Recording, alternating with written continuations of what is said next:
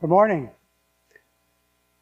Governor Green, Admiral Paparo, distinguished guests, excellencies, friends from across the Indo-Pacific, and I think Washington and Europe, and most especially David Santoro from the Pacific Forum and team for the invitation to be here this morning and the privilege to speak at this forum.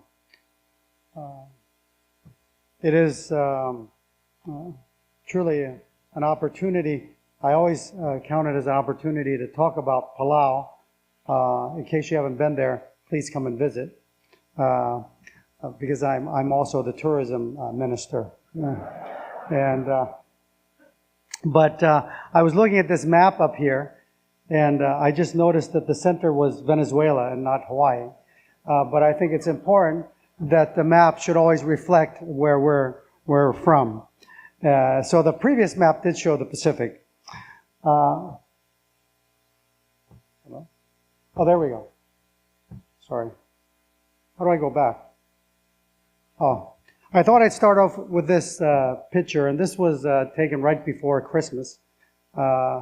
In this picture, I have Minister Lin of Taiwan, Foreign Minister, Assistant Secretary Haig from the Department of Interior, and ambassadors of Australia and the United States. And actually, Japan was also there, but we were having our own forum in the Rock Island. So if you want to have a forum in a different location, this is how we do it in Palau. I just thought, we were there celebrating really Minister Lin's fourth visit to Palau. And I say that because he has brought 4 different investment groups to Palau.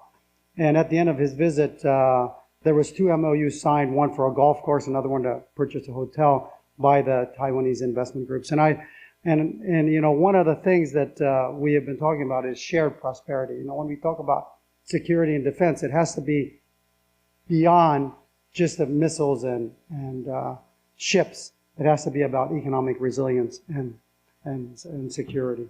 I'm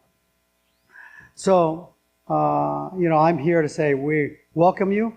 I was to come see the opportunities and see how we can grow together. But I think more importantly, I think we need to put ourselves in the right mind and the right place of the world that we are. So a lot of times I think we don't show the Pacific on the map because there's just a lot of space. So when we show Palau, we like to show the Asia side because it's the other side. But as you know, we are only 500 miles east of the Philippines. So we like to say we're the tip of the spear. But not only that, they say Philippines, Taiwan is first island chain. They call us, we're in the second island chain. We tend to think that we're probably at 1.5 and sometimes 1. But I think what's important to note is, and something that I talked about at MILOPS when I was here in September, is that whether we like it or not, we are already at war. And I say that because the reality is, not only do we have illegal unreported fishing, and that has been a challenge for years, but now we have research vessels that come into our waters that are uninvited and conducting activities that are really go against the rule of law. We have those vessels gathering data and have named ridges within our EEZ Chinese names, and on our extended continental shelf between ridges that we've named Palauan names, also Chinese names. We also are challenged with cybersecurity threats. We have been fighting and combating illegal organized crime that's happening, bringing in drugs and also online scam operations. They call it IT, not like Salesforce, Mark, but IT operations. And we've been able to uncover that a lot of these are run by organized crime out of Cambodia and other places and Chinese organized crime to be exact. Furthermore, we've also seen economic coercion by the weaponization of tourism. So just to give you some of these threats, and you'll see here those vessels that were caught in our EEZs and what is happening in our tourism front. Just to give you an idea, Chinese tourists are the #1 tourist visitors to Palau still, but much less than what we used to have. In fact, in 2015, we had over 90,000, almost 90,000 tourists from China. That, of course, dropped to about 30,000 pre-COVID. And, of course, during COVID, we didn't have much. But what was the result is that our GDP during that expansion phase grew by almost 30%. And we were excited, I think, in Palau about all this new influx of tourism. But then when we didn't follow through on their demands, which was you need to no longer recognize Taiwan because that's illegal, then suddenly tourism from China was not acceptable, and that's the result. We also see, since I've been president, the research vessels, the illegal drugs that have been confiscated, and these online scam operations. In fact, through the cooperation with different security agencies in the U.S., we've been able to uncover these operations. We've been able to blacklist over 184 undesirable nationals from that country. We've been reviewing visas and denied 139 more, and been able to intercept meth. So it's so important that when we talk about security, it's comprehensive. It's not just ships and airplanes, but it's on the ground, because this is what's happening daily for us.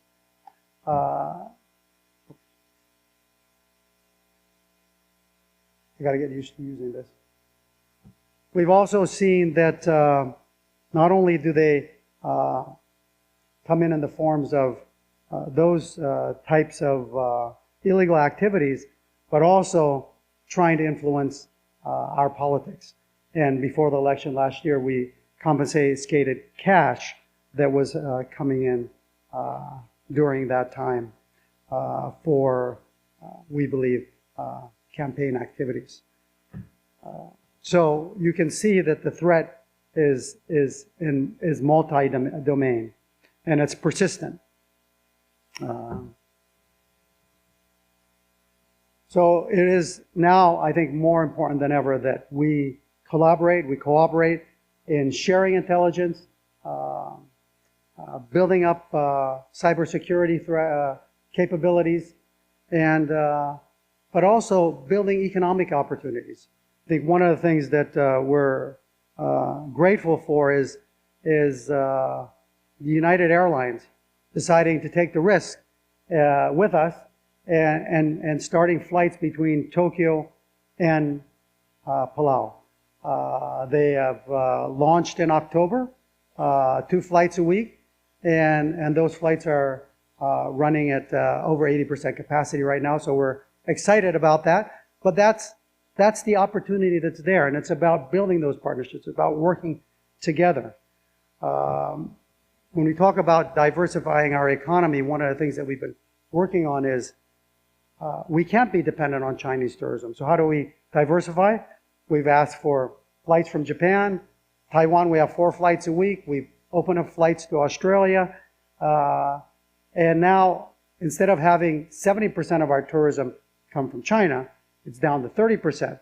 But we have now tourists from Japan, Taiwan, Europe, and the United States, and Australia to fill in that gap. And I think that's what's important in building economic resilience. This is just an example of what our challenges when it comes to cybersecurity and all the threats that we've had.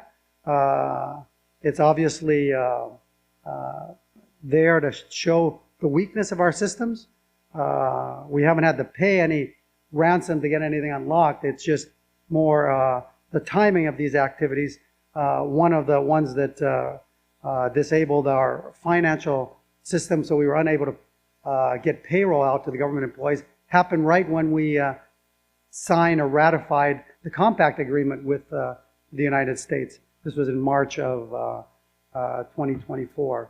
So just to give you the ideas of what's going on in our region, we see the threats, and we need to work in partnership to combat them. One of the, I think, critical ones is when it comes to infrastructure. In the past, one of the things that we didn't realize is how aggressive our friends were. So more than 10 years ago, Huawei came in and offered really reasonable communication systems. So all our mobile network became Huawei. And in the contract, it was very clear it was controlled in Beijing because that's where the headquarters was. And it was in our contract with them, a national carrier using Huawei. We didn't realize the challenge at the time, but now to clean out that system, it's costing us 5 times what it costs to put in. And I think that's the economic reality that we face. Many times these choices are made because they're reasonable and easy for us to implement. I know that throughout the Pacific, not just for Palau, this is the challenge that we have, is how do we have good systems in place in our infrastructure that we truly have control of. One of the areas that is also challenging for us is when it comes to power and energy. Energy is very expensive in the Pacific because we all rely on diesel to power our generators. But providing renewable energy, we've been approached by our friends to the north, we call them our friends to the north, that they can provide power to us at 50% of what it costs now to provide diesel. And, you know, I was at a meeting this morning, we were talking about nuclear and renewables, but are we able to deliver those capabilities? Because in the Pacific, that's what's happening. Our friends are there, our adversaries are there, working hard to take control of those systems. In fact, one of the other things that we were discussing at the forum level was how do we increase fisheries opportunities and do it sustainably. One of the topics that was brought up is we need more fishing ports so that we can process and take care of that fish in our area of the world. And of course, who's there and ready? The adversary is there and ready. Says, we can build you ports, we can build you fuel facilities, and all those Pacific islands, and we can work together for that shared prosperity. And I think what's important to note is that what are their true intentions? And I think a lot of times as Pacific Islanders looking for opportunities for our people, we don't see beyond what those possible threats could be. And that's why these forums are so important, is for us to get understanding, for us to see the opportunities, and for us to find ways that we can work together.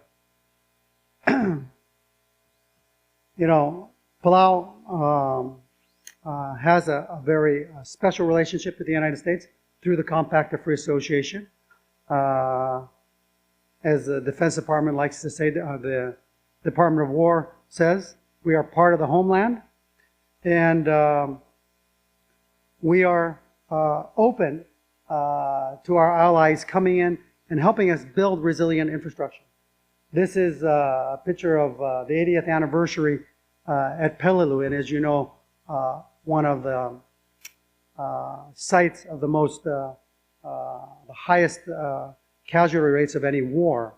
And one of the things that we are challenged with in Palau is that the narrative that's being taught that the U.S.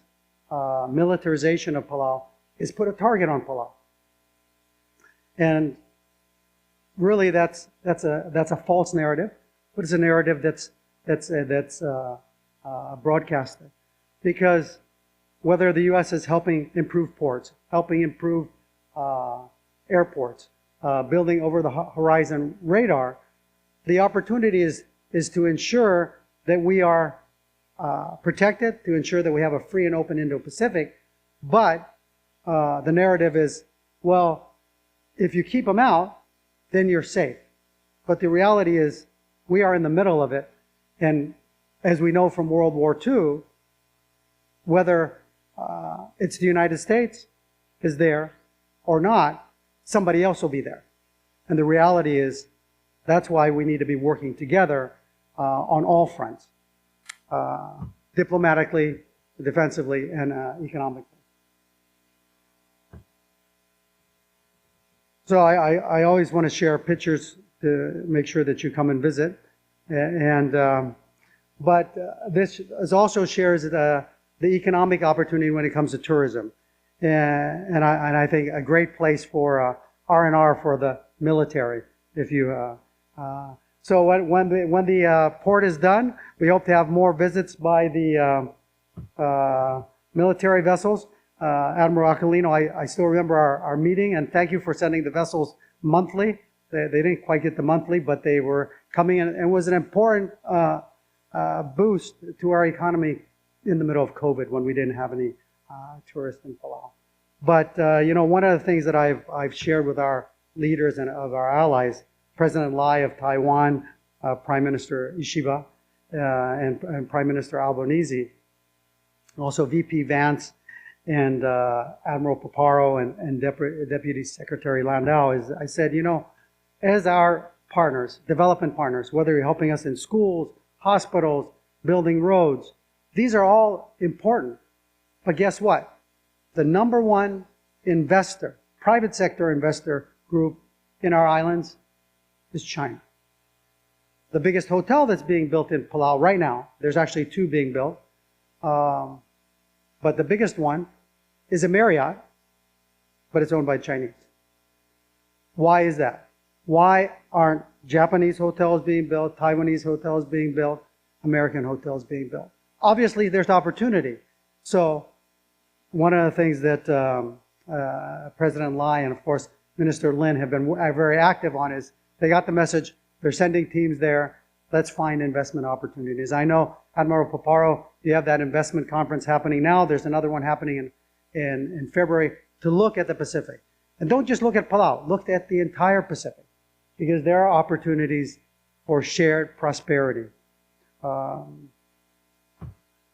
That's just a picture of our runway. On the right-hand corner is the new radar site in Palau. And down here is Malacca Port, which will be upgraded so that the military can increase visits, but more importantly, I think, help us in ensuring that we have a free and open Indo-Pacific. You know, I truly believe that we are stronger together. And I'd just like to share, back in 1783, there was a captain by the name of Wilson, he was British, and his ship, the Antelope, shipwrecked in Palau. And when it shipwrecked in Palau, this was a time when the Palau villages used to fight among each other quite frequently. And High Chief Ibadul and his warriors showed up at the Antelope. But High Chief Ibadul quickly learned that there was a lot of good things on the Antelope. He learned about the muskets and the cannons, and he quickly built a good friendship with Captain Wilson. They rebuilt the boat. The Antelope got it sailing again, and months later they took it over to the village of Milkiok, his main adversary and alliance, and he opened up fire with the cannons, and that was the end of all battles between the villages. And I think that that is definitely strength, peace through strength. So we haven't had any of those battles since then, and but that's what we need to do. Is we need to work together to ensure that the peace that we've enjoyed over the last 80 years continues. Deterrence demands presence in our skies, in our seas, in our networks, and we need to build resilient communities that are immune to coercion. And most importantly, forge a shared prosperity through peace. So I know that there's a question and answer, so we'll get on to that. But really, thank you for the opportunity to share. And I thought I'd just share these pictures to make sure that we're know where Palau is, know the opportunities, and when we want to have forums, please come to Palau. So, thank you.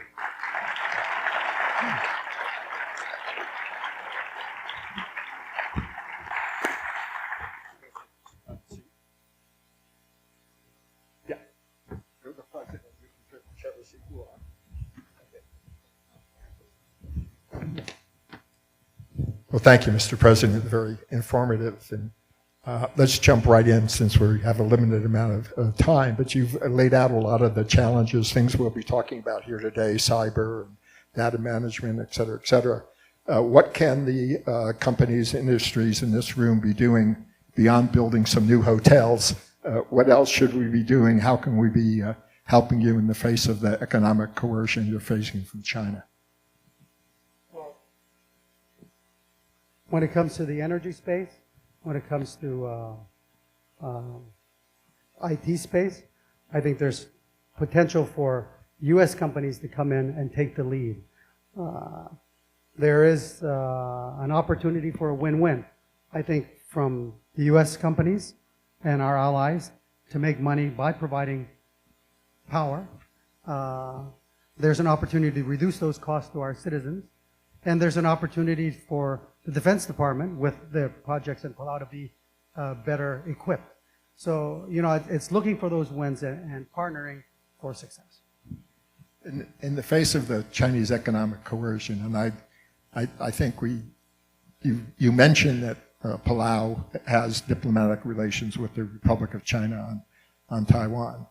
I should note that at the UN General Assembly this year, you were very outspoken in the need for Taiwan's voice to be heard in the international community and at the UN. Obviously, this is creating, I think, some additional difficulties with the Chinese. Can you give us sort of a feel for the type of not only economic but political coercion and the sort of gray zone activities that we're seeing from China, and how, again, we can help you combat it? Well, I think one of the things that has been very clear is that China it operates on multiple fronts. When I became president, one of the things that the ambassador told me from China is that how many tourists do you need? You know, you're a businessman, you understand. I can give you 1 million tourists and build all the hotels you need. In fact, what we've seen is over the years they've acquired a lot of land leases supposedly to build hotels, which they have not done, but there are some that are actually ongoing. But we also see that some of those locations are around possible defense sites. So these are the types of activities that they're doing. They lease from politicians, so those politicians then begin to think that this is good because it's, of course, anybody is happy when you're coming and your land is being leased. So you see them showing that there is potential when you partner with them. And then they also remind us that 2027 is coming soon, and soon you won't have a partner anymore. I mean, they basically tell us, if you don't denounce and join us now, you'll be left out in the cold. You know, that's a pretty serious threat, especially when they tell you our manufacturing capacity is 2.5 times that of the United States.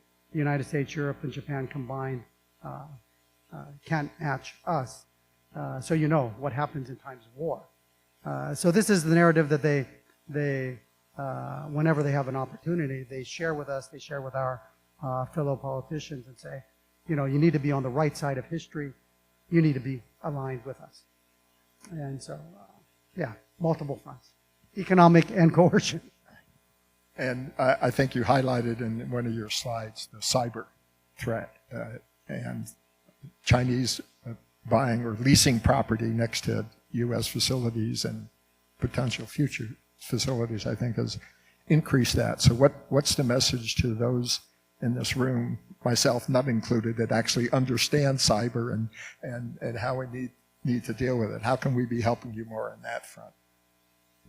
Well, I think it's stop flying over the Pacific to Asia, stop in the Pacific, see the opportunities that are there, and they are there because the adversary is there.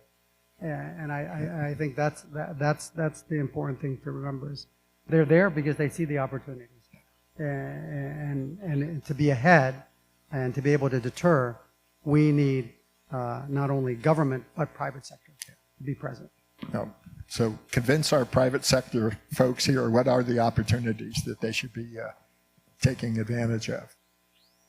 Well, for one, we like to think of Palau as the Caribbean of the Pacific because we're only 3.5 hours from Hong Kong, less than 5 hours from Tokyo. And so that presents the opportunity not only for tourism, but as a financial center or a backup center for IT or really an opportunity for other types of businesses to service Asia. I think something that Palau has an advantage over. And because we're independent, we have different immigration rules. So, for example, when we're in the area of IT development, one of the areas that I thought could work is we can bring in engineers from all over the world to work there and develop IT in Palau. But we need companies that are interested in investing in this space. Right. I think one of the very important messages that I want to make sure people didn't miss in your presentation, as we travel through Asia and Southeast Asia and the Pacific, we hear a lot of countries saying, well, we want America, we need you to be a counter to China, but don't make us choose, quote unquote. Under the Compact of Free Association, Palau has clearly chosen, and your comment about presence is deterrence. How do we spread that message? How do we convince people that they're a lot better off by making that choice, particularly as I think the Chinese are starting to put more and more pressure on countries to choose? Well, it really comes down to every leader in the Pacific is always trying to see how they can improve the lives of their people, their citizens, providing economic opportunities. And so, really, this year we have the Pacific Island Forum in Palau. One of the things that we want to be able to demonstrate is the strength of our partnership with the United States, what has been accomplished and what can be accomplished.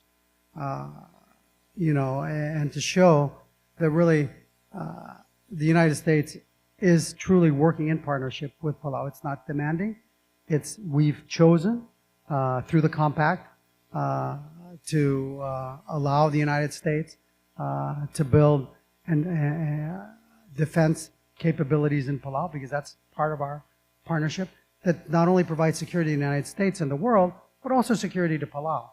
And I think that's sometimes the challenge that we have is there's this concept that we can maybe create an area of peace that nobody will come in because, we can just be islands out there and be floating and we'll be okay. Nobody's going to bother us. But the reality is, no, they're there, they're present, and really saying no to the United States is saying yes to China. That's the way I look at it. As some people may not realize, Kim, at a previous lifetime, was a Marine drill sergeant So she said, make sure we have a hard, fast stop so people get a chance to interact. So I'm going to ask my last question, which is essentially, what did I miss? What should I have been asking you? What were you hoping that I would ask you? And barring that, any closing comments for our audience? Again, emphasizing the types of things that you want this crowd to be thinking about, not just in helping Palau, but in countering the strategic environment that we face. Well, today, we just had the opportunity to share a little bit about Palau, but Palau's message is really about the entire Pacific.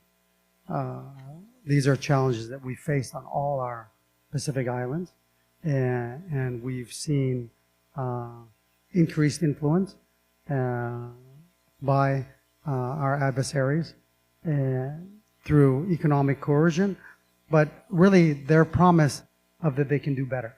Whether if it's tuna fisheries, they are the better partner. Whether it's economic development and tourism, they are the better partner. When it comes to security, no, we won't militarize. The U.S. wants to militarize. We are peaceful. We are good development partners, and we care about you. That's the messaging that's out there. So I think what's important is that, especially the United States, shows up. I think one of the things that we have to be careful of is, if we say we're partners, let's be true partners. And that comes from as diplomatic partners. There's important things for the Pacific. For example, we're suffering from sea level rise.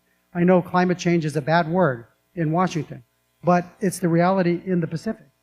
And so understand that we have disasters. So be ready to support disaster relief. These are, I think, issues that Pacific Islands face. And so, as a true partner, show up, be ready to address them. And one of the things that concerns me is, and my Pacific brothers are concerned about, is, the recall of all the ambassadors in the Pacific. I think there's only 2 left.